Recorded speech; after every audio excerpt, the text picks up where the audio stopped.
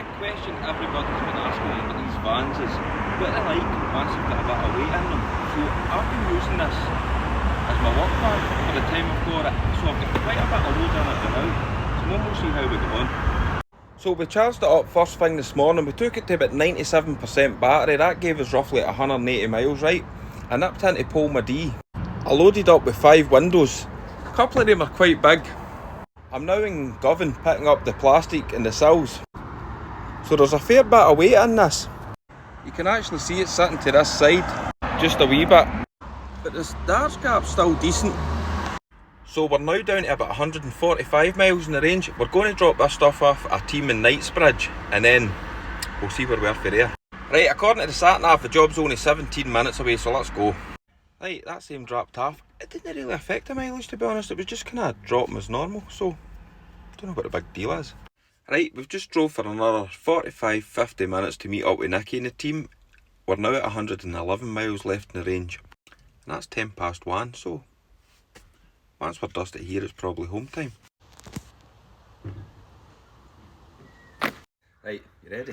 You see the electric motor? This is where the magic happens. I'm down here. Look at this thing here. That's what drives the power to the wheel. See, you've got normal drive shafts there, but look at the size of these springs. They're taking some weight, sir. Oh. And you can see the floor's an extra 100mm higher. That's for your batteries. Ford will gaff their head at me when they see the nick of this van, but listen, you've got to do it properly. If it's going to be a working van, we need to treat it as a working van. So we've got some stuff in it, but you've got to step up as your normal transit, and then you've got this extra 100mm. So you just need to watch when you're stepping up because you're a wee bit higher and then you're up again.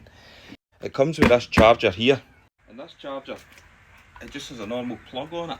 So you plug that into your house and you can charge your van for just a normal socket in your house. I know you're thinking that's a great idea, but to fully charge it, it'll take you about 2 days. So that's not really ideal, is it?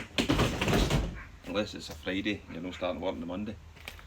Under the bonnet, look, you've still got all your usual kind of stuff, your brake fluid, your screen wash. And this is all your computers, ECUs and what have you. A lot of these big orange cables, see them down there as well. I don't really know much about that, so we'll leave that as is. But just know it hasn't got a frunk, like a Tesla. But you still get plenty of room in the back. This is a medium-sized one. It's an L2H2. And at the lowest point here, you're 1720. And for the back doors to the bulkhead,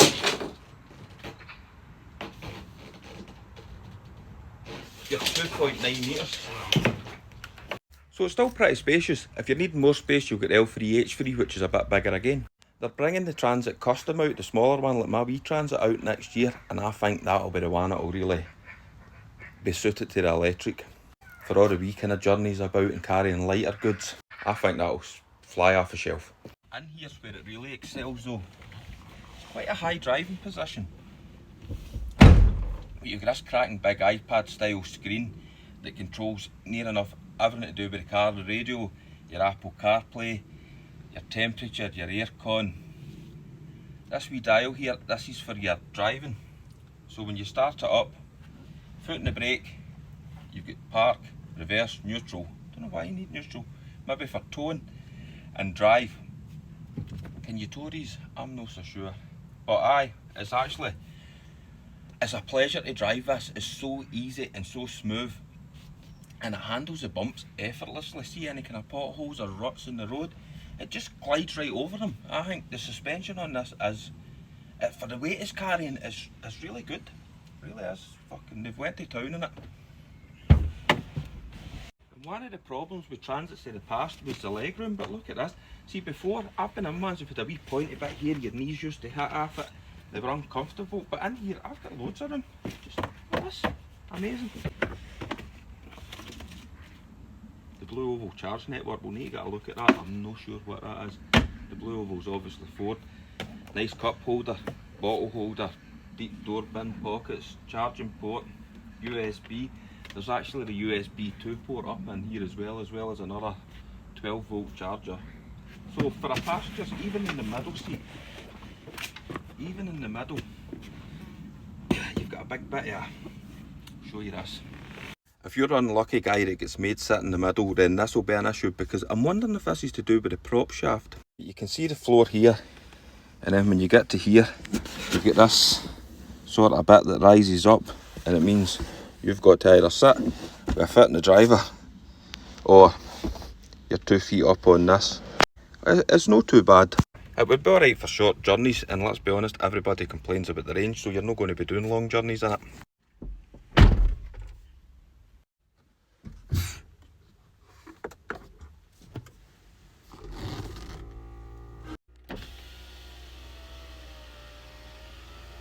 So this is the big screen where the magic happens. This is your home page.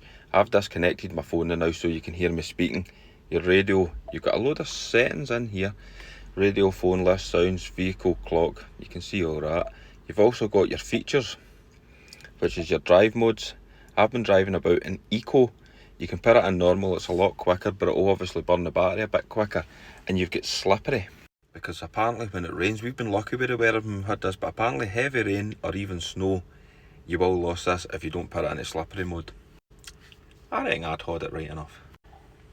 For this here, we just put our foot in the brake and twist this up until we're into drive, and that's us good to go. It also has 360-degree parking cameras, so we can get a good view looking down in the van. This is the shape of the van, we can see what's round about us. We also got a good view of the back of the van. And if we put this into reverse, you actually get some lines to show you where you're going to be heading, which makes it an absolute doddle to park as well. But then I'll show you how easy this is to drive. We'll just twist this into reverse, check our camera, away we go. We're under a bit of a tree here, and then up into drive, and it's just a case of touching the throttle, and it's so easy, it just glides away. Come round here again, you don't have to worry about changing gears.